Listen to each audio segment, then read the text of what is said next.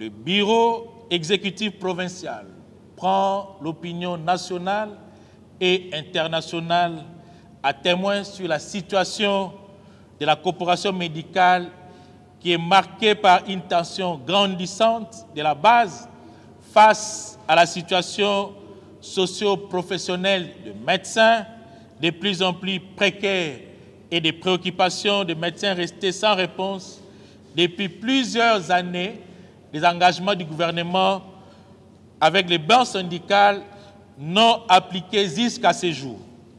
Il est de rappeler que le gouvernement de la République est resté insensible sur les revendications de médecins et refuse d'honorer ses propres engagements. Les volets pécuniaires des revendications de médecins pourtant reconnus, fondés et légitimes par le gouvernement et bien repris dans les accords et avenants sont à ce jour non appliqués de façon intégrale. Et la situation de médecins se dégrade jour le jour sous un silence coupable et inquiétant ainsi que l'inaction du gouvernement de la République sur cette situation de médecins qui devient intenable et inacceptable. Les conditions de précarité sociale dans lesquelles vivent les médecins les réduisent à la plus basse expression, les rendant incapables de se prendre en charge ou les membres de sa famille en cas de maladie et de circonstances urgentes. De ce qui précède, les médecins réunis ces jours en assemblée générale prennent acte du calendrier tel que présenté par le Bureau national qui note que le préavis de grève allant jusqu'au 14 octobre 2024 à minuit, la grève commence le 15 octobre à 7h30 sous la forme service minimum. Pourquoi? Comme un chef de l'État l'a dit, un esclave qui n'assume pas sa révolte ne mérite pas que l'on s'apitoie sur son sort.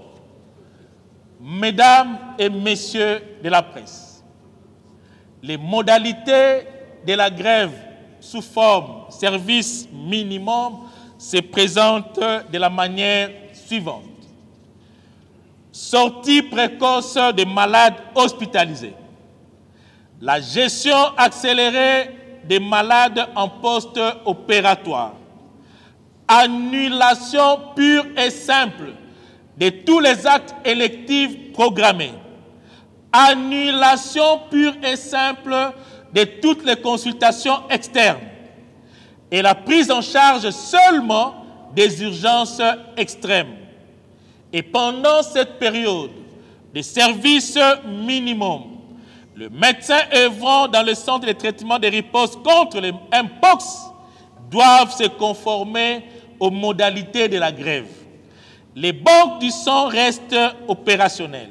Seul le médecin directeur, le médecin chef des départements, le médecin chef des services, des staffs plutôt, pas des services, les médecins chefs de division, les coordonnateurs de programmes, les médecins chefs de bureau sont les seuls qui assureront l'expédition des affaires courantes de leurs structures respectives.